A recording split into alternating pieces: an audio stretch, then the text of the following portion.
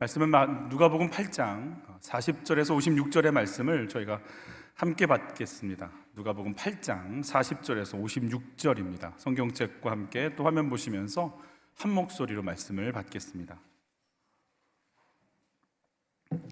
함께 받죠. 예수께서 돌아오심에 무리가 환영하니 이는 다 기다렸음이러라. 이에 회당장인 야이로라 하는 사람이 와서 예수의 발 아래 엎드려 자기 집에 오시기를 간구하니 이는 자기에게 12살 된 외딸이 있어 죽어감이러라. 예수께서 가실 때에 무리가 밀려들더라. 이에 12해를 혈루증으로 앓는 중에 아무에게도 고침을 받지 못하던 여자가 예수의 뒤로 와서 그의 옷 가에 손을 대니 혈루증이 즉시 그쳤더라.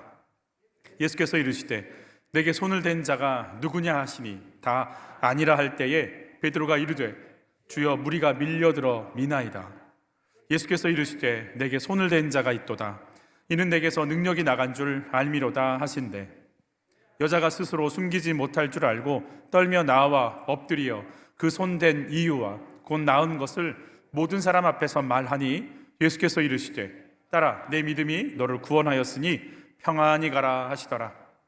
아직 말씀하실 때에 회당장의 집에서 사람이 와서 말을 하되 당신의 딸이 죽었나이다. 선생님을 더 괴롭게 하지 마소서 하거늘 예수께서 들으시고 이르시되 두려워하지 말고 믿기만 하라. 그리하면 딸이 구원을 얻으리라 하시고 그 집에 이르러 베드로와 요한과 야고보와 아이의 부모 외에는 함께 들어가기를 허락하지 아니하시니라. 모든 사람이 아이를 위하여 울며 통곡하며 예수께서 이르시되 울지 말라. 죽은 것이 아니라 잔다 하시니 그들이 그 죽은 것을 아는 고로 비웃더라. 예수께서 아이의 손을 잡고 불러 이르시되 아이야 일어나라 하시니 그 영이 돌아와 아이가 곧 일어나거늘 예수께서 먹을 것을 주라 명하시니 그 부모가 놀라는지라. 예수께서 경고하사 이 일을 아무에게도 말하지 말라 하시니라. 아멘. 아멘. 염려 끼쳐드려 참 죄송하고 기도해 주셔서 진심으로 감사드립니다. 오늘 주의 평강이 여러분들과 함께 하시기를 빕니다. 옆에 분을 같이 인사해 보실까요? 주의 평강이 함께 하시길 빕니다. 우리 두 분씩 눈으로 좀 인사해 보실까요? 주의 평강이, 주님의 은혜가 여러분과 함께 하시기를 축복합니다. 오늘은 야이로에 대한 이야기, 그리고 다음 주는 혈루병 여인에 대해서 공과가 나눠져 있거든요. 그래서 오늘 저희가 야이로에 대한 이야기를 집중적으로 볼 텐데 이 두 이야기가 섞여 있기 때문에 한 흐름으로 같이 보면서 야이로에 대해서 집중해서 오늘 보는 시간을 갖겠습니다. 오늘 야이로가 예수님의 발 아래 엎드려서 일이 이제 시작이 되는 걸 보게 되는 거죠. 1번 같이 봤죠. 예수의 발 아래 엎드리기 위해서는 내 삶의 한계를 알아야 합니다. 한계를 안다라는 것이 좋을까요? 비참할까요? 아니면 더 나은 삶을 향한 정확한 내 분석이 될까요? 너는 이게 안 되는구나를 아는 것이 좋을까요? 그 한계를 느낀다라는 게 어떨까요? 좋은 걸까요? 글쎄요. 아마 어떤 분들은 뭐 좋을 수도 있겠고 어떤 분들은 알고 싶지 않을 수도 있을 것도 모르겠어요. 희망이라도 가지면 좋을 텐데 희망도 못 가질 거 아니겠어요? 그러나 오늘 그 한계가 어떤 것인지 우리 또 보고 왜 한계를 알아야 되는 것인지도 우리 살펴보는 시간이 됐으면 좋겠어요. 40절 41절 같이 봤죠? 예수께서 돌아오심에 무리가 환영하니 이는 다 기다렸음이러라. 이에 회당장인 야이로라 하는 사람이 와서 예수의 발 아래 엎드려 자기 집에 오시기를 간구하니 그랬어요. 지난주 누가복음 7장이었어요. 1, 2부 때는 홍 목사님께서 해주셨는데 홍은표 목사님께서 누가복음 7장에 보면 바리새인이 예수님을 초대했는데요, 발 씻을 물도 내주지 않아요.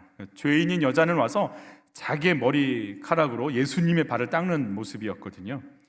바리새인들이 그래요. 예수님을 초청했지만 온전한 대접을 하지 않는 모습을 보여주는 거죠. 여러분 요한복음 3장에 보면 니고데모라고 하는 사람이 예수님께 와서 구원에 대한 이야기를 합니다. 거듭남에 대한.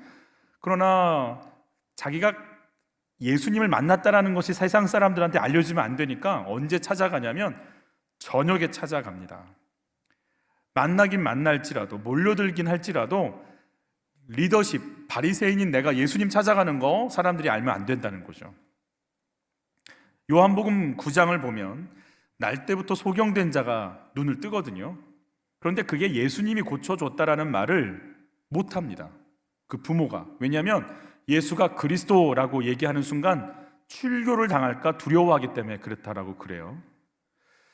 오늘 40절에 보면 사람들은 예수님을 향해 몰려들지만 바리새인들은요, 나사렛 출신, 나사렛에서 무슨 선한 것이 나겠느냐 하면서 굉장히 하대하던 지역입니다. 기록에 의하면 그 지역 사람들, 갈릴리 지역 그 근방에 있는 사람들은요, 법정에 증인으로도 안 세웠다는 말이 있을 정도로 아주 무시하는 사람들. 나사렛에서 무슨 선한 것이나, 게다가 목수예요. 별로 그렇게 인정해주지 않는 직업이죠. 게다가 랍비라고 인정을 받지만 근본도 없어요. 대부분 라인들이 있거든요. 법 쪽에도 라인이 있고 그래요. 어느 대학, 어느 고등학교, 어느 대학, 몇 고시는 몇 기 라인이 있어야 되는데 얘는 라인도 없어. 근본도 없는 랍비야. 무시하고 싶은데 사람들이 좋아해. 문제는 자기들이 몇 번 추파를 던졌는데 따라올 생각도 없어. 독사의 자식이라고 그러지, 회개하라고 그러지, 뭐 정말 마음에 안 들어. 그래서 리더십들은 예수 따라가는 거 원치 않아요. 그런데 오늘 회당장 야이로, 회당은 그 지역의 말씀을 또 이렇게 예배를 드리는 장소로 쓰이잖아요. 그곳의 모든 걸 총괄하는 회당장이 나사렛 목수 예수를 가까이 해서는 안 되는 거예요. 사회적인 지위와 덕망, 또 종교적인 위치가 있으니까. 그런데 그 모든 걸 무시하고 나사렛 예수 앞에 엎드려 있는 모습으로 나오고 있어요. 이유가 뭘까? 42절 한번 읽어볼게요. 이는 자기에게 12살 된 외딸이 있어 뭐 하죠? 죽어가미러라 그랬어요.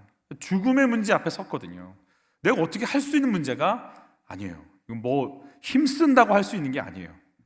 죽어가는 딸을 보고 부모가 할 수 있는 건 살려만 주세요를 외치는 것밖에 없다라는 거죠. 여러분, 언제 우리가 예수님께 엎드릴 수 있을까? 죽음의 문제, 감당할 수 없는 문제, 그리고 그 속에서 내 실체가 아무 힘도 쓸 수 없는 실체구나라는 걸 아는 순간 예수님 발 앞에 엎드릴 수 있는 거죠. 사람들이 나를 뭐라고 하는지, 체면, 위치 이런 거 다 뛰어넘을 수 있는 건 내 실체를 알 때 그렇게 할 수 있는 거죠. 뭐 우리 내일 다음 시간에 보겠지만 혈루병 여인도 마찬가지거든요. 그가 돈도 있어요. 12년 동안 치료했는데 많은 의사에게 많은 괴로움을 받았지만, 많은 재물을 잃어버렸지만 나아진 게 없다고 했으니까 여러분 12년 동안 암투병 해본다고 생각해 보세요. 보험 없이 재벌 아닌 이상 견딜 수 없어요. 다 파산하는 거죠. 어떻게 살아요? 수천만 원씩 되는 수술비를 어떻게 돼요? 12번 수술 받으실 수 있겠어요? 그럼 몇 억이 들어갈 텐데? 정말 내 힘으로 아무것도 할 수 없네? 이게 이렇게 정말 이게 아주 실존의 문제로 다가올 때 엎드릴 수 있는 거죠. 구약에 보면 굉장히 대단한 사람이지만 말씀 앞에 엎드려 정말 낮아진 사람 한 사람이 많이 있지만 이방인 중에 나만 장군이라고 하는 사람이 있어요. 아람의 군대 장관입니다. 이스라엘이 늘 무서워하는, 힘들어하는 그러한 나라죠. 그가 나병에 걸립니다. 그래서 이스라엘에 치료할 수 있는 능력이 있는 선지자 엘리사에게 가서 나 치료해달라고 가서 치료받으려고 준비하고 있는 모습이 등장하죠. 그때 뭐 다른 말 없습니다.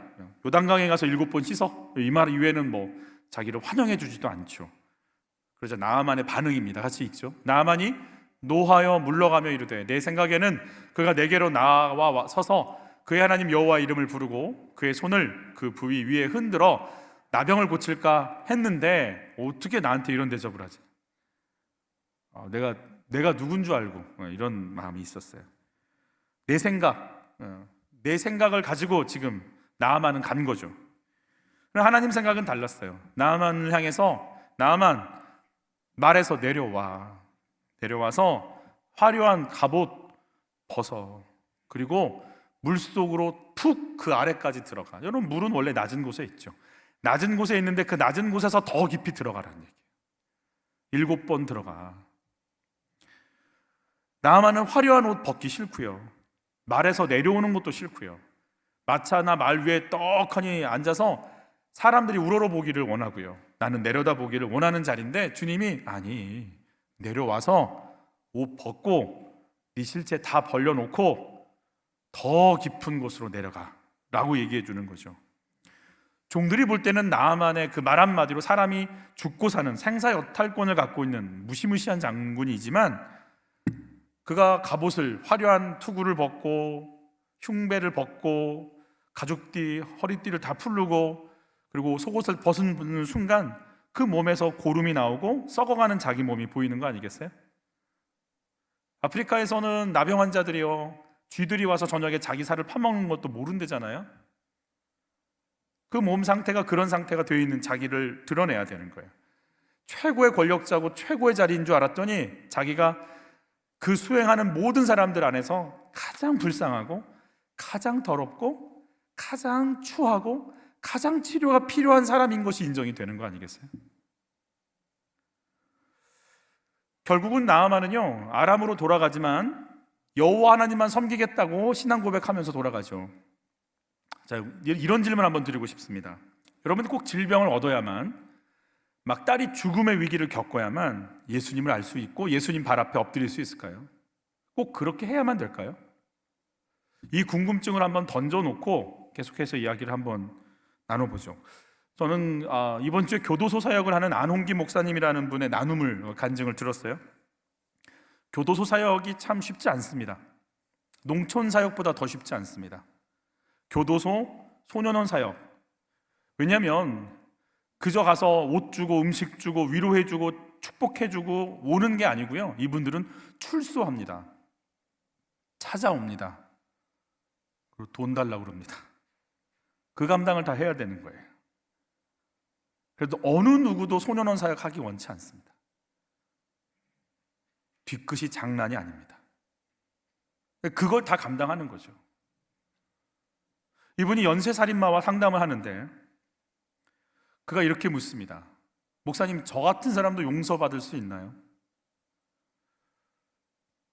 목사님이 여기서 쉽게 얘기를 못하겠다라는 거예요. 그래서 왜 쉽게 얘기 못하겠냐라는 건 복음이 그냥 쉬워질까 봐, 정말 용서가 뭔지 그 스스로를 좀 경험하기를 원해서, 용서는 하나님의 절대 주권이지, 하나님께 물어봐. 그리고 자네 사도행전을 좀 읽어보게. 그리고 이제 나왔어요. 다음번에 갔더니 정말 사도행전을 열심히 읽었더라는 거예요. 그리고 그가 이렇게 얘기하더래요. 사울을 발견했다고. 여러분, 사울이 어떤 사람이죠? 우리가 바울로 불리는 사울이 스데반을 돌로 쳐 죽이는 걸 진행시켰던 존재죠. 그리고 그가 살기가 등등해서 다메섹으로 가죠. 다메섹으로 가는 길 위에서 예수님을 만납니다. 만약에 예수님이 만나지지 않았다면 몇 시간 차이로 다메섹에 도착해서 그냥 계획대로 기독교인들을 잡아냈다면 수백 명, 수천 명을 죽였을 거예요. 학살범이죠. 그런데 주님이 만나 주셔서 멈추게 했어요. 그리고 대사도로 쓰임을 받잖아요. 그가 이렇게 얘기합니다. 사울이 그렇게 쓰임을 받았다면요, 저에게도 기회가 오지 않을까요? 목사님이 이렇게 얘기합니다. 자네는 인생의 전반부를 20여 명을 죽인 삶으로 살았지. 이제 당신의 후반기를 20여 명이 아닌 200명, 2000명, 2만 명을 살려내는 삶으로 다시 살지 않겠나? 증오와 미움과 한 팀이 돼서 살았는데 예수님과 한 팀이 돼서 다시 살아보지 않겠나? 그렇게 하겠다고 하나님께 용서를 빌고 피해자 가족들에게 용서를 빌면서 이제 내가 생명 살리는 일에 나 비록 사형수지만 남은 인생 그렇게 살고 싶다고. 제가 이분이 누군지를 얘기하면 여러분들이 괜히 그쪽이 신경을 많이 쓰실까 봐 말을 못 하겠어요. 근데 굉장히 잔인한 사람입니다. 그가 어떤 식으로 살인을 했는지 말하기도 힘들 정도입니다. 그러니까 더 예수님밖에 없다라는 거죠. 바울이 정말 이런 마음으로 살았어요. 자기가 스데반을 죽였고 예수 믿는 자들을 죽일 작정으로 삶을 살아왔어요. 그래서 늘 빚진 자의 마음이 있는 거예요. 그는 예수님의 용서가 아니면 자기는 살 수가 없는 인생임을 압니다. 그가 예수를 믿고도 뭐라고 얘기합니까? 로마서 7장에 오호라 나는 곤고한 자로다. 이 사망의 몸에서 누가 나를 좀 건져줬으면 좋겠다. 빠져서 나올 수 없다라는 거죠. 죽고 싶고 죽이고 싶은 마음이 멈추지 않는 상태, 그게 나다라는 거예요. 끊임없이 죽여가는 거예요. 얼마나 사울을 괴롭히는, 바울을 괴롭히는 대적자들이 많았어요. 얼마나 이간질시키고 거짓말하고, 그런 얘기 들을 때마다 여러분의 이야기를 거짓말로 뒤에서 하는 사람 얘기를 들을 때 어떠셔요? 가만두고 싶으세요? 안홍기 목사님의 교회는요, 대부분 출소하신 분들이 다니는 조폭교회라고 그래요. 그래서 2013년도에 어떤 일간지에서 조폭교회로 소개를 해버렸어요. 그러자 이제 세상에 조폭이 교회도 건드리냐 이러고 악플들이 몇만 개, 15,000개가 달렸대는데, 그런 악플이 있었다는 거예요. 조폭교회면 거기 목사님 나랑 한번 붙자 이렇게 달렸대요. 그러자 성도들이 그러더래요. 목사님 가실 건 없고요, 저희가 가서 만나서 정리하고 오겠습니다. 워낙 그게 몸에 배어 있기 보니까 그냥 자연스럽게 그냥 이렇게. 근데 그 교회에서 찬양하고 기도를 시작하면 가장 많이 울면서 찬양하고 주님께 나오는 분들은, 거기에도 이제 경찰에 계셨던 분들, 그런 분들, 법조계에 계신 분들도 계시다는 거예요. 그런데 가장 많이 울면서 기도하고 주님께 나오는 분들은 출소하신 분들, 조폭들이라는 거예요.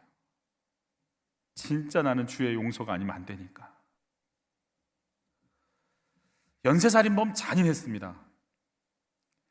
근데요, 저는 어릴 때부터 예수를 믿었기 때문에 잔인하게 살거나 또 그런 생각 해본 적도 별로 없고요. 그런데 인정 중독에 저는 걸려 있거든요. 그래서 더 조심하죠. 더 상냥하고 착하고. 제가 이렇게 몸집만 과격하지 이렇게 과격한 인생은 아닙니다. 근데 제 안에는 그런 게 있습니다. 아유, 저런 사람은 혼 좀 나봐야 돼. 저런 사람은 혼줄 좀 나봐야 돼. 그런 마음이 있습니다. 제가 어릴 때 저희 집이 식당을 했거든요. 막 그런 아이들이 있죠. 막 가만히 있으라고 하면 조금 있다가 또 돌아다니고 막 까불고. 제가 그랬어요. 식당 가면 여러분 옛날에 이렇게 난로가 있고, 큰 난로가 있고, 노란색 큰 주전자, 엽차라고 그랬죠. 그런 게 있었어요. 제가 이렇게 막 이렇게 나대다가 뒤었어요, 거기 살짝. 근데 그때 저희 집 분위기가 이렇게 좋지 않았다는 걸 제가 알아요. 늘 물질로 쪼들리고 힘들었던 걸 기억이 나요. 그 당시에. 그러자 저희 가족 중에 한 분이 저한테 그런 얘기 하셨어요. 저건 더 되어봐야 정신을 차려, 저거는. 그런 아름다운 말들이 서로 이렇게 오고 가면서 화목하게 살았어요. 그냥 저거 더 됐어야 돼, 저렇게 하니까 저기 정신 못 차리고 저렇게. 여러분, 이게 35년 전 이 얘기인데 저는 그 말투, 그 분위기, 그 눈빛을 정확하게 기억해요. 상처가 돼서 꽂혀 있다는 얘기죠. 어떤 부모가 자식이 화상 입기를 바라겠어요? 근데 자기 자식도요, 화가 나면요 저주가 나오는 게 사람이에요. 어휴, 넌 진짜, 이러고 그냥 이렇게 훅 쏟아져요. 그게 나예요. 그리고 우리예요. 너무나 억지 같지만 내 안에 참 많이 죽여요. 어떤 면에선 저같이 신앙생활 오래 했고 인정중독에 걸려있는 사람들은 안 그런 척하고 속으로 그러고요, 이분들은 용기와 실천력이 강해서 몸으로 뛰시는 거죠. 그런데 속으로 하는 나나 몸으로 뛰는 이분들하고 주님이 어떻게 보실까? 같이 한번 읽어보죠. 그러나 나는 너희에게 말한다. 자기 형제나 자매에게 성내는 사람은 누구나 심판을 받는다. 자기 형제나 자매에게 얼간이라고 말하는 사람은 누구나 공의회에 불려갈 것이요, 또 바보라고 말하는 사람은 지옥불에 속에 던져질 것이다. 여러분, 이 말이 욥의 친구들이 하는, 그러니까 건너서 그냥 충고한답시고 하는 윤리적인 말이 아니에요. 누가 하시는 말씀이에요? 천지를 창조하고 마지막 심판의 자리에서 나를 만나겠다고 하시는 누가 하신 말씀이에요? 예수님이 하신 말씀이에요. 십자가로 용서하시겠다고 말씀하시는 예수님이 하신 말씀이라고요. 너희를 위해서 내가 죽겠다고 말씀하시는, 그리고 실제로 물과 피를 흘리신 예수님이 하신 말씀이에요. 지옥불에 들어가게 될 것이다. 우리가 진짜 안 들어가는 이유는요, 은혜인 거예요.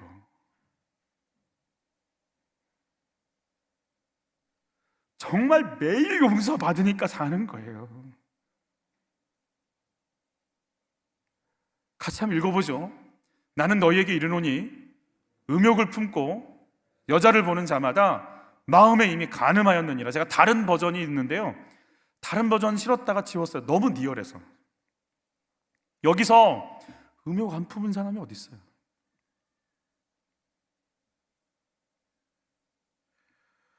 그러면 우리가 죄를 지어서 죄인인가요? 죄를 지어서 죄인이지, 맞죠?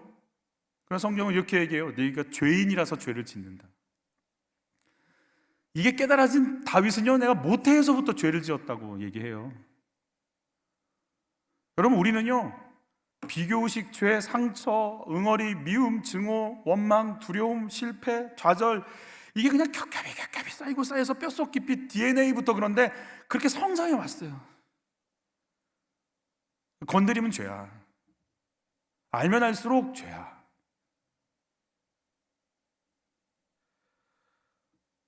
우리는 참 고상하게 조용하게 이렇게 미워하고, 이쪽은 이제 그냥 하는 거죠. 여러분, 다시 질문 드릴게요. 우리가 질병이 걸리고 문제가 터져야 예수님 발 앞에 엎드릴 수 있을까요? 이들은요, 자기가 죄인이라고 사회가 이렇게 딱 이름을 붙여줘 버리니까 내가 죄인이라는 게 훨씬 빨리 인정이 돼요. 그리고 주님이 아니면 안 된다라는 게 훨씬 빨리 인정이 돼요. 그래서 엎드리다 보니까 그런 거 있죠. 운동하다 보면 땀샘이 열린다고 그러죠. 그래서 조금만 운동해도 땀이 많이 배출되는 것처럼 한 번 내가 죄인인 게 인정이 되니까요, 이 죄 때문에 죄가 아니고 원래가 죄인인 게 고백이 되기 시작하면서 터져나오기 시작하는 거예요. 나 죄인 맞다. 꿈꿔도 죄로 꿈꾸잖아요. 순간순간마다 우리가 몇 1분에 몇백 개 생각을 한다는데, 그냥 그 순간순간마다 올라가는 게 죄 아니에요? 내가 머리에서부터 발끝까지 죄인이구나. 이제 이들은요, 고백하면 할수록 그게 더 탁월해지는 거예요. 내가 죄인이 인정이 되니까, 그걸 고백하니까 더 많이 쏟아놓을 수 있는 거예요. 내가 존재 자체가 죄인이다라는 게 인정이 되는 거죠. 내가 죄인인 사건, 연약한 사건이 터져 나오니까 지금까지는 교양으로 감췄거든요. 학벌로 감춰봤거든요. 그리고 내가 교회 봉사로 잘 이렇게 포장해 봤는데, 애 문제가 터지고 물질 문제가 터지고 터져 보니까 내가 진짜 주님 아니면 안 되네 라고 말할 수 있어서 이 포장지들을 싹 걷어내니까 실체가 나오니까, 여러분, 그 문제만 정리되면 내가 의인인가요? 그 문제를 따라서 고백하다 보니 내가 진짜 악하다라는 게 인정이 되기 시작하는 거 아니에요? 예수님이 날 때부터 소경인 자를 고쳐주시죠. 그러면서 바리새인들을 향해서 주님이 이렇게 말씀하세요. 바리새인들은요, 그런 예수님을 공격하고 그를 공격하려고 하거든요. 그러자 주님이 이렇게 얘기하시죠. 같이 읽습니다. 예수께서 그들에게 말씀하셨다. 너희가 눈이 먼 사람들이라면 도리어 죄가 없을 것이다. 그러나 너희가 지금 본다고 말하니 너희의 죄가 그대로 남아있다. 눈이 안 보이면, 나는 눈이 안 보여서 치료하시는 예수가 필요해요 라고 이야기해서 예수 필요한 사람이 돼서 그 예수를 붙잡고 주의 인도 속에 들어갈 텐데, 너희는 본다고 얘기하니 예수가 필요 없다고 얘기하니, 아니 필요 없는 정도가 아니라 예수를 비방하고 죽이려고 하니 보지만 너희 죄는 그대로 있다. 내가 문제가 하나도 없어요 라고 얘기하는 너희가 문제다. 우리는 봉사를 많이 해서 주님께 가는 게 아니고 은혜로 갑니다. 용서로 갑니다. 우리 구원받았다 그러죠. 왜 구원받죠? 10원도 아니고. 왜 구원받죠? 죄인이라. 내가 아주 뼛속 깊이 죄인이면 뼛속 깊이 용서받으야 하시는 그분 속에 사는 거 아니에요? 요만큼만 죄 지었어요. 요만큼만 용서받는 기쁨이 있을 거예요. 난 머리에서 발끝까지 악한 존재인데 큰 머리에서 발끝까지 내 영원한 미래까지 용서하시는 영원, 육신을 벗고 용서 그 영원, 이터널 라이프, 영생까지 그 은혜 속에 살게 됐다라는 걸 딱 깨닫는 순간부터 나 구원받았네, 너 구원받았네, 우리 구원받았네 이러는 거 아니에요? 구원의 감격이 넘치세요? 죄를 안 지었는데 무슨 구원의 감격이 넘쳐요? 내가 내 속에 내 존재가 죄인인 걸 인정하는 순간부터 날마다 매 순간마다 초초로 용서받고 있는 인생인 게 깨달아지는 순간은요, 예수가 생명이 되고 예수가 은혜가 되고 예수가 능력이 됩니다. 이 본물이 터지려고 문제가 터지고 아픔이 터져야 아 그렇지 하고 그때서야 아는 거 아니겠어요?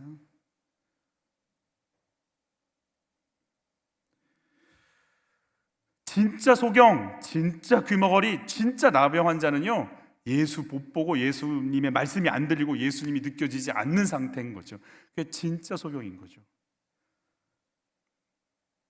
여러분, 소경은 진짜 예수님 불러서 눈이 떠지지만 구원과 생명이신 예수님을 앞에 두고도 그를 따르지 않고 정죄하려고 하는 진짜 소경인 그들을 향해서 너희가 소경인 건 너희는 알지도 못하지 라고 얘기해 주시는 거예요.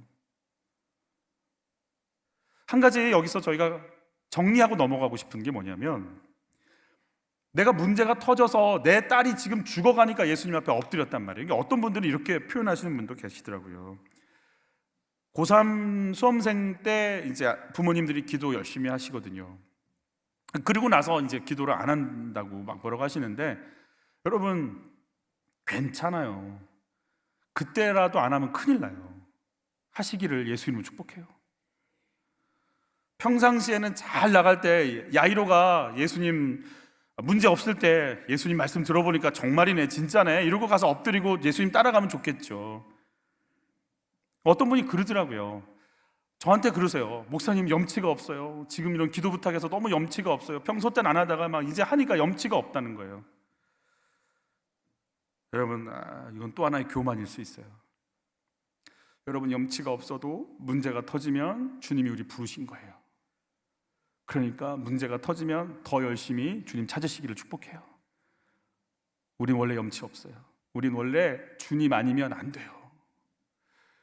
염치가 없다는 말은 또 내 의로 살아보려고 하는 게 깔려있기 때문에 그런 말 하는 거예요. 그렇게 해서라도 내가 예수 만나리라가 우리 속에 나와야 돼요. 그래서 어떤 신학자는 우리에게 고통과 아픔은 하나님이 우리를 부르시는 확성기다 이렇게 표현하는 거예요. 문제가 아니고 문제를 이렇게 허락하시면서 너 나한테 좀 와봐, 제발 좀 와봐 라고 부르는 거예요. 우리는 원래 예수님께 말 앞에 엎드려서 그분의 생명으로 살아가는 거 아니에요? 먼지에다가 흙에다가 여러분 생기가 들어가니까 살아있는 존재가 됐다고 그랬잖아요. 생기가 빠져나가면 먼지밖에 안 되는 거 아니에요?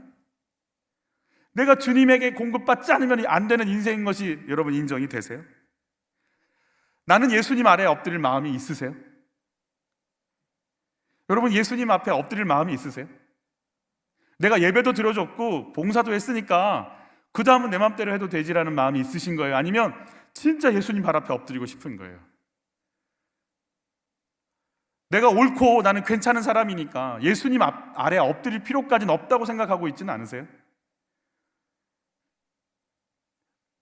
여러분, 문제가 해결되고 안 되고 상관없이 나는 예수님이 필요한 사람이에요. 그래서 예수님 발 앞에 날마다 엎드릴 수 있는 은혜가 있기를 축복합니다.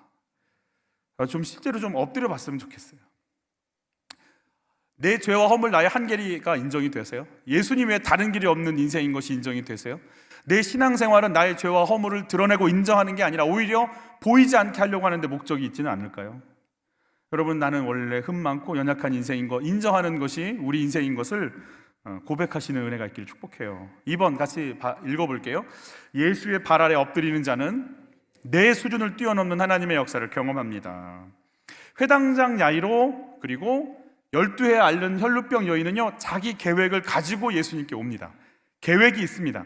이게 좀 더 확실하게 드러나는 구절이 마가복음에 더 드러나거든요.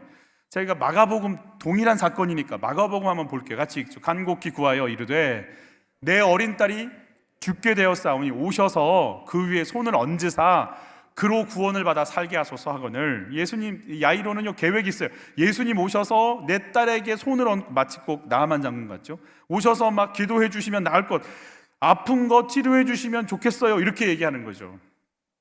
목사님, 지금 내 딸이 고3인데 약간 불안해하니까 평안을 빡빡, 이걸 헬라어로 이빠이, 기도를 이빠이 해주셔서 이렇게 막 꽉 눌러서 평안해서 시험 잘 보게 해주세요.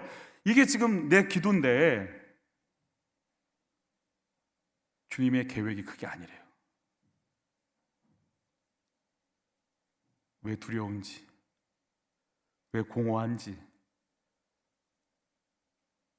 내가 어떻게 살지, 왜 방황하는지 속에 있는 거 다 끄집어 내셔서 그 속 자체를 예수로 채우시고 영원한 것까지 인도하실 수 있도록 길을 여시는 그분의 수준 속으로 우리 이끌어 가세요.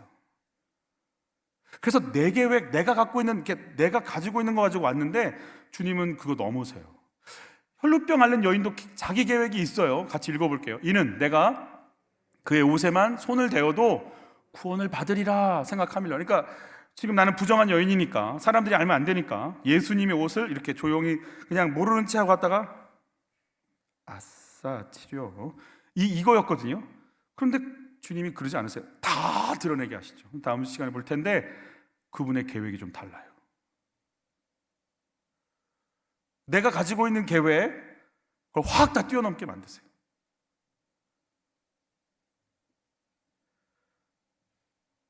야이로가 지금 자기 딸이 죽어간다고 그랬잖아요. 여러분, 부모님들 중에 그 응급실로 아이 안고 이렇게 하면 뛰어본 적이 있으세요? 있으실까요? 있으시대요. 어떠세요, 기분이? 여러분, 그때는 뭐 보이는 거 없어요. 아이가 아플 때 부모들은요, 뭐 그냥 응급실까지 갈 정도면 응급실 가서 이렇게 의사 선생님 부를 때 어떻게 불러요? 곱게 부르지 않죠. 소리 지릅니다. 빨리 와달라고. 소리 지릅니다. 막 소리 질러서 의사 선생님이 헐레벌떡 뛰어서 나에게 오고 있는데 갑자기 중간에서 누가 탁 끼어들었어요. 12년간 아픈 여자예요. 와가지고 고침을 받았어. 바로 진료가 들어가서. 그랬는데 뭐 하기 시작하냐면 얘기를 하기 시작하는 거예요. 12년간 아픈 얘기를. 12년 동안 아픈 얘기하면 몇 시간 걸릴 것 같아요? 여러분, 12년 동안 암투병 해보신 분이 오늘 나왔어. 그러면 뭐라고 예수님께 할 것 같아요? 감사해요. 네, 하세요. 이럴 것 같아요? 제가요, 저희 집이요, 첫 번째 암 판정 받을 때는요, 이러고 시작해갖고 서울에서 받았고요, 나중엔 삼성에서 했는데 안 돼가지고요, 제가 아산도 가갖고요, 이거 했다가 집에서는요 쫓겨났고요, 돈도 없고요, 부터 해다가 내가 집이 이렇게 몇 시간 정도 할 것 같으세요, 여러분은? 뭐 3박 4일에도 모자라는 거 아니에요? 그 얘기 하는 거예요. 그리고 예수님 들어주시고 둘이 대화를 누가 보고 있어요, 지금? 응? 야이로가 보고 있어요. 속이 어떨까요? 근데 보니까 치유가 일어나요. 그리고 게다가 예수님이 이 여자와 너무 이렇게 사랑스럽게 얘기를 하시니까 이걸 끊기도 참 뭐하고, 그리고 보고 있는 거예요. 그리고 이런 식으로도 치유가 가능해? 이러고 이제 놀래고 있는데 이런 얘기가 들려요. 같이 읽어볼까요? 아직 뭐 하실 때? 그러니까 말이 아직 안 끝났어요. 계속 놔두면 계속 할 상황인 거죠. 계속 있죠. 회당장의 집에서 사람이 와서 말하되 당신의 딸이 뭐 했어요? 죽었나이다. 선생님을 더 괴롭게 하지 마소서. 정말. 자, 이제 잠깐 야이로 가면 되보세요. 이거 상상도 하기 싫겠지만 상상도 안 되실 거예요. 내 딸이 아프다가 지금 방금 그렇게 됐어요. 여러분의 눈빛은 야이로의 빠져나오죠. 야이로의 눈빛 어떨 것 같으세요? 뭐 상상이 안 되죠. 부모들은 뭐 주저앉는 거죠. 뭐 경황이 없다, 뭐 생각할 수도 없죠. 필름이 끊긴다 그러죠. 아무 생각도 안 들겠죠. 한 가지 또 그렇게 여러분 119구급 대원들 막 뺨 맞았다는 얘기 들어보신 적 있어요? 실컷 막 불구덩이 속에서 들어가고 위험의 속에서 건져냈지만 막 더 빨리 왜 더 구해달라 이러면서 해놓고 미안하다고는 하지만 마치 그것처럼 지금 당장 예수님이 안 오신 것에 대한 원망? 빨리 오셨으면 고쳐질 것 아니었냐고 말하고 싶은 그 불만? 이게 지금 예수님과 누구한테 갈까요? 혈루증 여인에게 갈 것 같아요. 아니 12년간 아팠다면서 하루 더 아프면 안 되나? 왜 꼭 이 타임에 끼어들어가시고 내 딸은 지금 죽어가는데. 여러분 재미있는 사실은 50절 말씀 같이 한번 읽어볼게요. 첫 번째, 예수께서 뭐 하시고? 자, 어떤 얘기를 들으신 거예요? 야이로의 말을 들은 거예요? 야이로 집 사람들 말을 들은 거예요? 야이로 집 사람들의 말을 들으신 거죠. 그러니까 예수님이요 얘기를 하는데 야이로 집 사람의 말을 야이로도 듣지만 예수님도 들으신 거예요. 죽었나이다. 듣자마자 예수님이 누구를 향해서? 야이로를 향해서 하시는 말씀이에요. 계속 있죠? 뭐 하지 말고? 두려워하지 말고 믿기만 하라. 그리하면 딸이 구원을 얻으리라 하고 하시고, 방금 12에 걸린 여자가 치유받는 그것이요 자기 딸이 죽었다는 소식 앞에 싹 다 사라지는 거예요.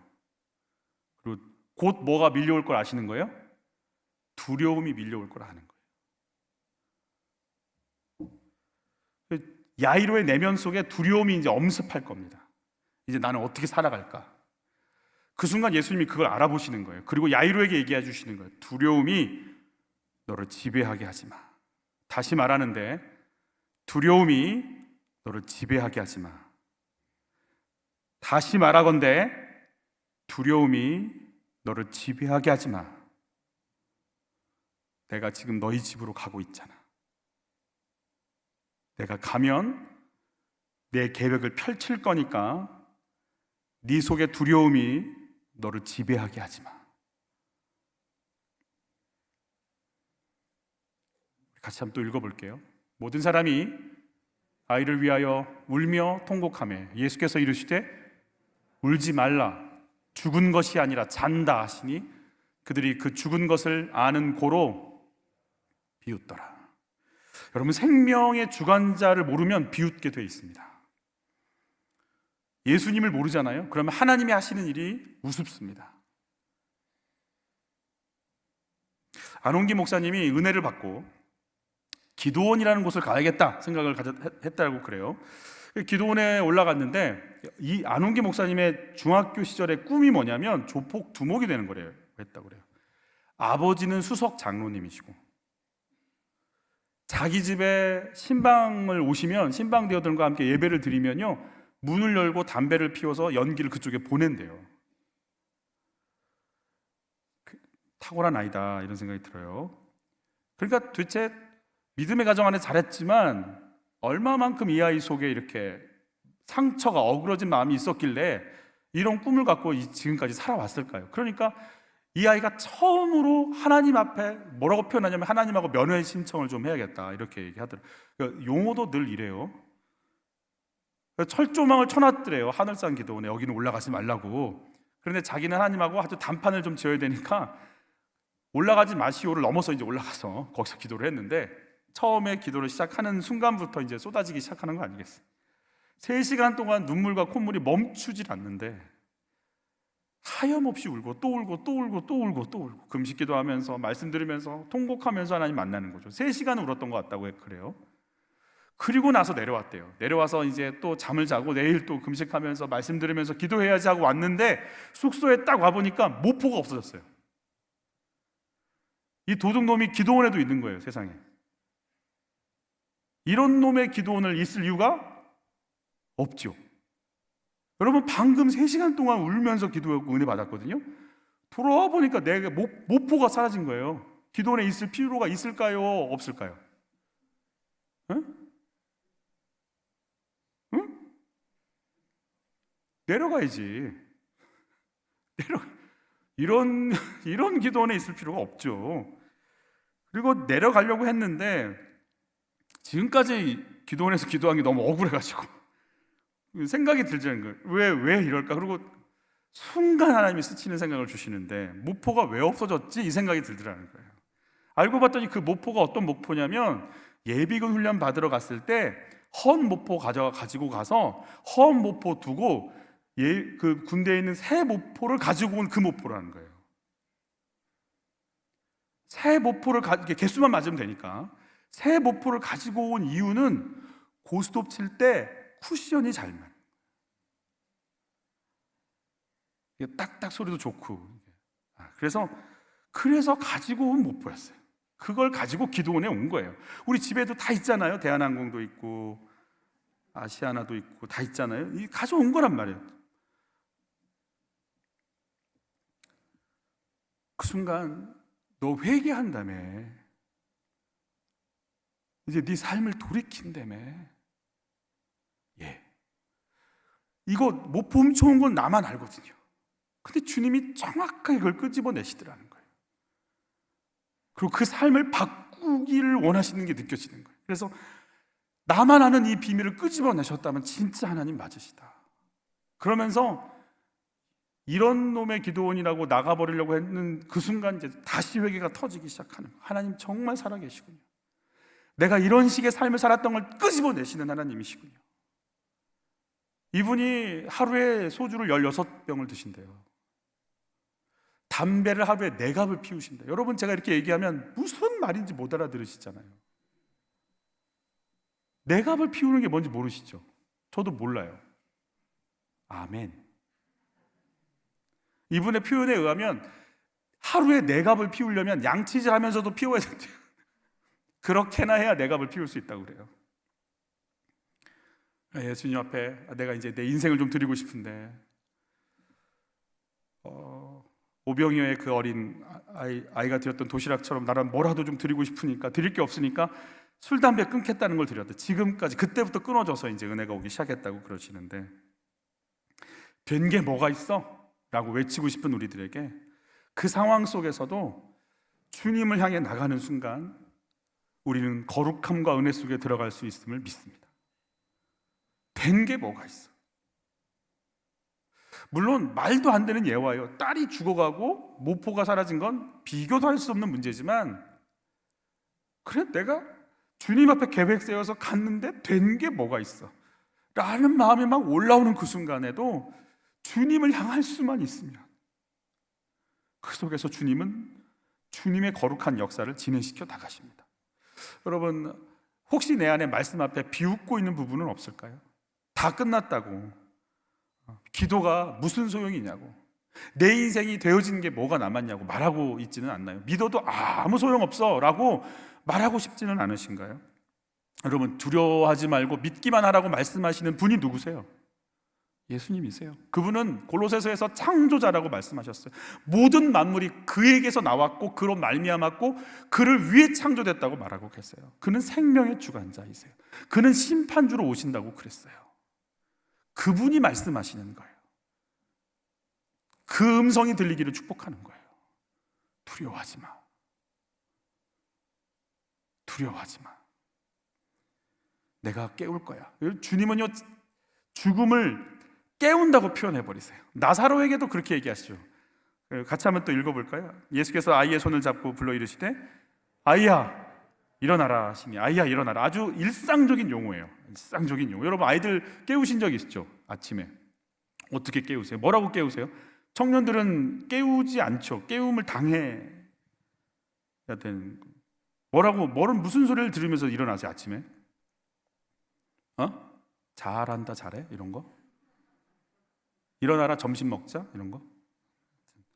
그냥 아이야 일어나라는 이 말은요, 뭘 그냥 쓰는 말이에요. wake up, 그냥 일어나. 여러분 어떻게 깨우세요? 이렇게 집사님 어떻게 깨우세요? 아이들? 응? 그냥 바로 손으로 들어가세요? 네.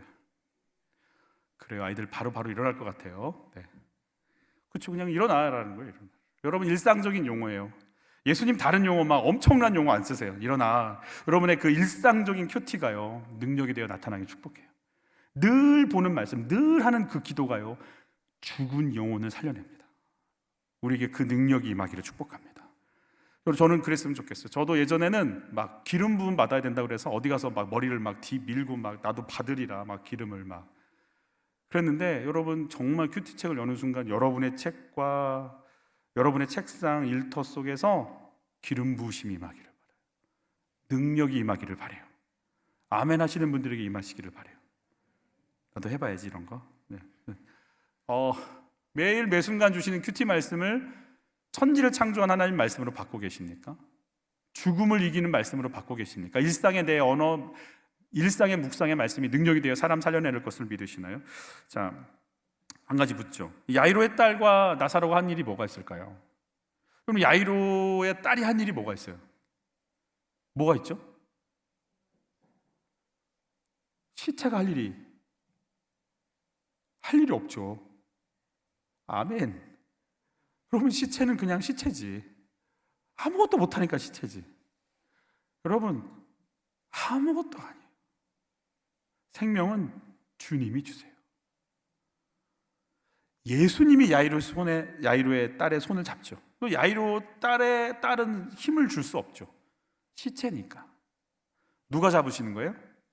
주님이 잡으시는 거죠. 여러분 주님이 나에게 생명 주시는 거예요. 아멘. 주님이 나 잡고 계신 거예요. 지금 예배 나오셨다고요? 주님 허락하지 않으면 나올 수 없어요. 당장 저부터 저번 주에 못 나오잖아요. 그럼 주님이 허락해야 나와요. 예배를 섬기고 있다고요? 아니요. 주님이 힘을 주셨으니까 하는 거예요. 내가 하는 거 아니에요. 주님이 주신 거예요. 저는 설교 준비하면서 여러분이 어떻게 저를 느끼실지 모르겠지만 저는 설교 준비하면서 저를 알아요. 큰일 났다. 너는 어떻게 이렇게 사냐. 제가 너무 안심하고, 야 정말 주의 은혜 아니면 너 같은 건 정말 정말 어떡할래. 이런 게 막 얼마나 우는지 몰라요. 정말 은혜로 서 있어요. 은혜로. 저도 알아요. 주의 은혜로 살아요. 주님이 잡아주셔서 사는 거예요. 우리 같이 읽어볼게요. 내가 잡고 있나요? 주님이 잡고 계신 거예요. 여러분 누가 잡고 계세요? 여러분이 잡으셨어요? 여러분 시체라니까. 누가 잡으셨어요? 주님이 잡고 계세요. 아멘. 여러분 다시 한번, 내가 잡았어요? 주님이 잡았어요? 주님이 잡았어요. 그분의 계획이 진행될 거예요. 그분의 능력이 들어갈 거라고요. 그러니까 받아들이시라고요. 여러분의 수준이 아니라고요. 네가 아니고 내가 할 거니까 잘 들어. 내가 일으킬 거야 라고 하시는 주의 음성을 들으시기를 바라는 거예요. 여러분 내 인생이 주님 손에 잡혀있는 인생이 믿으세요? 지금 나와 내 가족, 내 일터를 붙잡고 계신 주님의 손이 인정이 되세요? 내 아들, 딸 누가 잡고 계실까요? 주님이 잡으셨으니까 거기에다가 내 생각 집어넣을 생각하지 마세요. 네 아들은 내 뜻대로 된다. 네 뜻 집어넣을 생각하지 마라. 네 딸은 내가 인도한다. 그분의 손이 날 잡고 가는 거예요. 내 인생도 그분 손이 잡는 거예요. 알아요, 우리 한심한 거. 근데 그분에게 계획이, 생명이 그분 손에 있음을 안다면, 그분이 날 잡고 일으키고 예수 믿게 하셨다면, 내 생각 빼내고 염치도 없고 부족한 거 알지만 내가 너를 붙잡고 쓰겠다고 하면 쓰임받는 거니까. 염치불구하고 쓰임 받으시기를 바라는 거예요. 살아나라고 하면 살아내는 게 우리 인생이니까. 그분 손에 능력이 있으니까.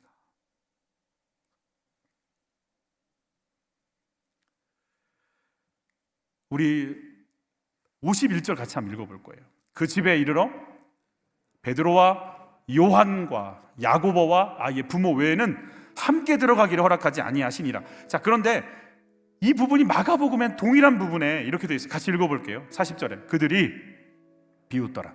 예수께서 그들을 다, 이 비웃는 자들을 다 내보내셔 버리는 거예요. 근데 내보낸다라고 하는 이 헬라어 단어가요, 귀신을 쫓아낸다는 단어예요. 하나님을 우습게 여기는 귀신의 상태, 거기 다 잡혀 있는 거예요. 주님이 성령님의 역사하시는 부활의 현장 속에서요, 싹 다 빼내버리시는. 그러면 베드로와 야고보와 요한은 왜 들어갔을까? 특혜인가? 예뻐서 그랬나? 이 험한 거 감당할 사람이라고 주님이 생각하셔서 고르셔서 데리고 가신 거예요. 여러분, 이 베드로와 야고보와 요한이 뭘 보게 될까요? 들어가서 뭘 볼까요? 이제 유대인들이 가장 부정하다고 이야기하는 시체 봐야 돼요. 울고 통곡하는 슬픔 뚫고 가야 돼요. 그리고 그 속에서 비웃고 비아냥거리는 거 뚫고 그 자리에 서 있어야 돼요. 거기서 믿음 지키고 있어야 돼요. 더럽고 냄새나고 절망이고 비웃는 조롱을 이기고 서 있을 수 있을 사람 3명을 뽑은 게 베드로와 야고보와 요한이에요. 여러분, 그게 사역자예요. 그게 목자예요. 그게 임직자예요. 그게 리더예요. 그 꼴 보는 게 리더예요. 목원들이 기도하자, 기도는 무슨, 그 비웃음을 받는 게 목자고, 큰일 났다고 무너지는 그걸 받아들이는 게 목자고, 그 절망 속에 있는, 이미 다 끝나버렸다고 하는 그 두려움과 짙은 절망 속에 믿음을 지키고 서 있는 게 목자예요. 그거 감당할 사람이라고 3명을 긁어 모은 거예요. 여러분, 야이로는요, 내 무력함을 봐요. 내 딸 죽어가는데 아빠가 할 일이 아무것도 없어요. 해줄 게 아무것도 없어요. 아빠 숨이 안 쉬어져. 그런데 할 게 아무것도 없어. 그래서 체면이고 남들이 뭐라고 하건 말건 예수님 앞에 엎드리는 거예요. 여러분, 내 딸이 그렇게 고통스러운 걸 경험하는 건 절대 있어서는 안 되는 일이고, 그런 딸을 만나러 가는 와중에 혈류병 걸린 여자가 와서 그걸 막아서 지연시켜서 내 딸이 죽어가는 것도 절대로 있어서는 안 되는 일이고, 그리고 내 딸이 끝이라고 하는 얘기를 듣는 것은 절대로 있어서는 안 되는, 그 모든 안 되는 일이 벌어졌어요, 야이로에게. 근데 주님은요, 야이로에게 치료하시는 예수님의 능력뿐만이 아니라 죽음을 이기는 권세까지도 가르쳐주고 싶으셨어요. 여러분, 물어볼게요. 여러분, 취업하고 결혼 잘하는 은혜가 임하시기를 바라요. 아멘을 안 하는 인생들은 다시 한번 기회를 줄 테니까, 그냥 오는 기회가 아니니까 다시 한번, 여러분, 취업하고 결혼하는 은혜가 임하시기를 축복해요. 주님이 분명히 그걸 주시지만, 야, 잘 들어라, 나는 너를 영원까지 인도하고 싶다. 너 이 육신을 벗고 새 옷을 입고 구원과 영원까지 가는 걸, 그게 뭔지 눈뜨게 해주고 싶다. 그리고 너희가 영원까지 사는 인생이고, 이 삶을 살아갈 때 주님이 찾아오시는 걸 인정하고 받아들이는 믿음으로 나갈 때, 어떤 썩어지고 끝난 문제가 와도 부활의 사건으로 바뀌는 그 믿음을 너에게 넣어주고 싶다고 할 때, 그걸 경험시켜 주시려고 야이로를 그분의 시간표 속에 집어넣으셨어요. 지연되게 하시고 끝났다는 얘기를 듣게 하시고.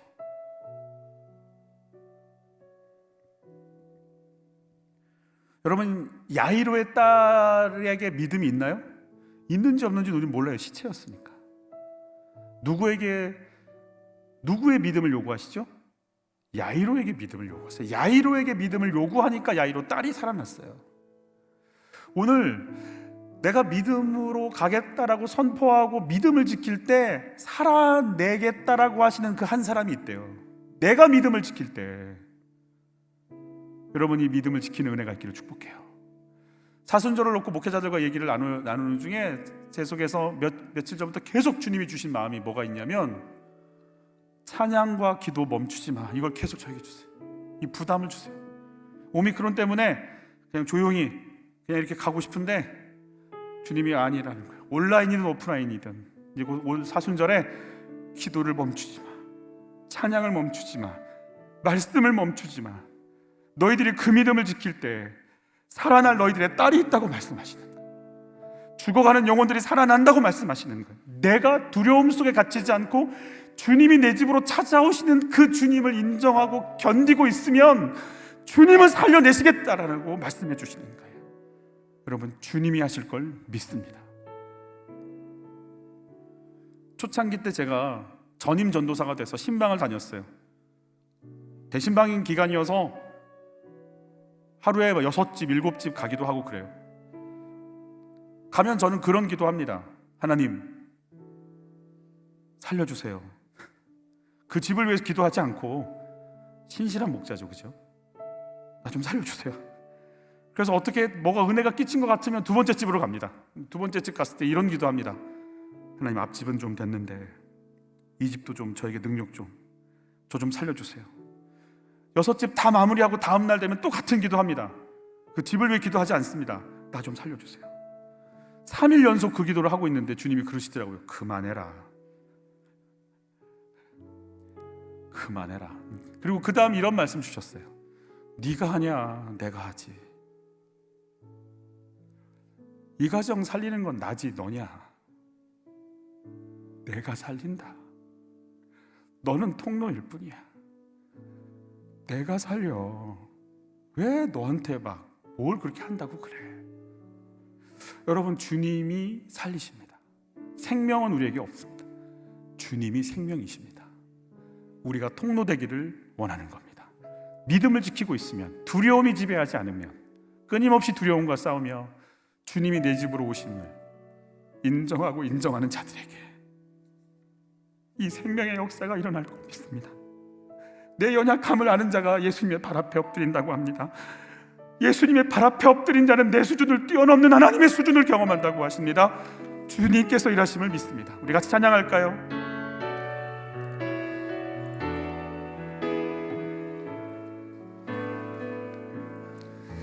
날이 저물어 갈 때, 빈들에서 걸을 때, 그때가 하나님의 때. 내 힘으로 안 될 때, 내 힘으로 안 될 때, 빈손으로 걸을 때, 내가 고백해 여호와 이래. 날이 저물어 갈 때,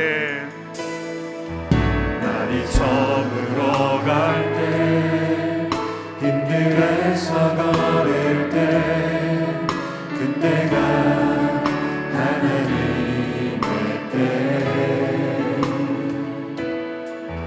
내 힘으로 안 될 때, 빈손으로 걸을 때, 내가 고백해 여호와 주가 일하시네. 주가 일하시네. 주가 일하시네. 주께 아끼지 않는 자에게. 주가 일하시네. 주가 일하시네. 주가 일하시네. 신뢰하며 걷는 자에게. 우리 모인 이곳에 주님 함께 계시네. 누리네 아버지 은혜. 적은 것과 물고기, 적은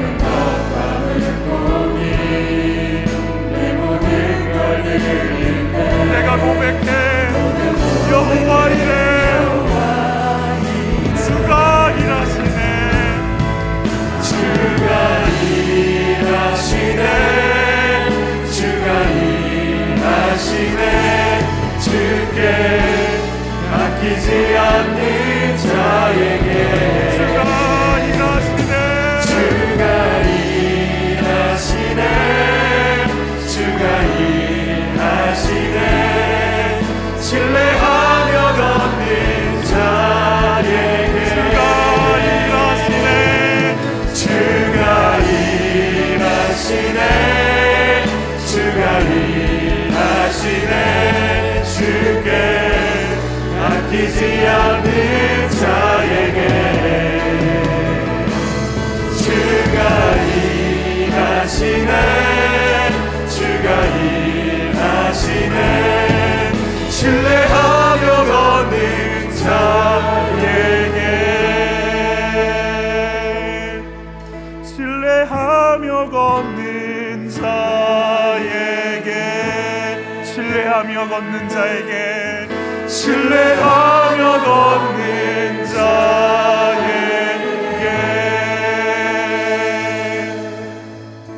얘야 내가 일할 거거든 내가 이제 일할 거거든 내가 너희 집으로 들어갈 거거든 내가 죽어버린 너희 딸을 일으킬 거거든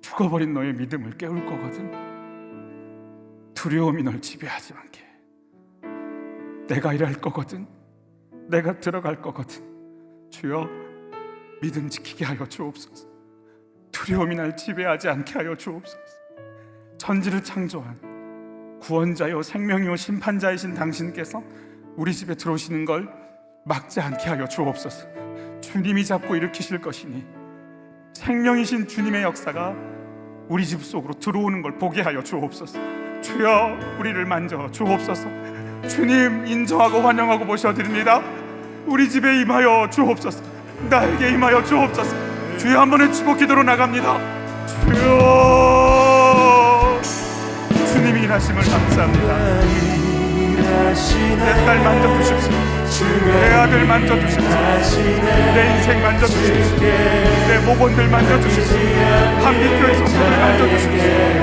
다음 세대 만져주십시오 청년 공동체 만져주십시오 목회자들을 만져주십시오 우리 부모님 좀 만져주십시오 대한민국을 만져주십시오 세종을 만져주십시오 하나님 일으켜주십시오 너는 두려워하지 말라 너는 믿기만 하라 내가 들어가리라 내가 일을 시작하리라 하나님 당신께서 행하심을 압니다 창조자요 심판자요 구원자요 능력자요 만왕의 왕 하나님의 본체이신 당신이 일을 시작하심을 합니다 행하여 주옵소서 행하여 주옵소서 주가 일하시네 주께 아끼지 않는 자에게 두려워하지 말고 믿기만 하라 주가 일하시네 두려워하지 말고 믿기만 하라 두려워하지 말고 믿기만 하라 주가 일하시네 주가 일하시네 주가 일하시네 주께 아끼지 않는 자에게 주가 일하시네 주가 일하시네 신뢰하며 걷는 자에게 베드로 요한 안드레처럼 야고보처럼 하나님 믿음 지키게 해주세요 조롱, 비웃음, 절망 뚫고 야이로가 그 믿음을 지키려고 몸부림친 것처럼 하나님 일하심을 감사합니다 내 마음 두려움에 내주지 말게 하시고 기도해서 된 게 뭐가 있어 라고 포기해버리고 싶은 내 딸 죽었으니 다 끝난 거 아니냐고 얘기하고 싶은 그 절망 그 속에 잘 잘 들어라. 내가 일을 시작하겠다. 주님이 오시는 거 막지 않게 하시고 받아들일 수 있도록 치료, 부활, 구원의 능력으로 임하시는 주님 안으로 들어갈 수 있도록 우리를 만져주시옵소서. 귀한 예물을 드립니다. 넉넉해서 드리는 게 아니라 내 마음을, 내 삶을 얹어 드립니다. 받아주시고 각 가정 안으로 들어가셔서 죽어버린 아이의 손을 잡고 아이야 일어나야지, 생명의 근원 되신 주님의 음성 들려주시고 이 부활과 능력과 권능으로 우리 가정을 채워 주시옵소서. 예수님의 이름으로 기도하옵나이다.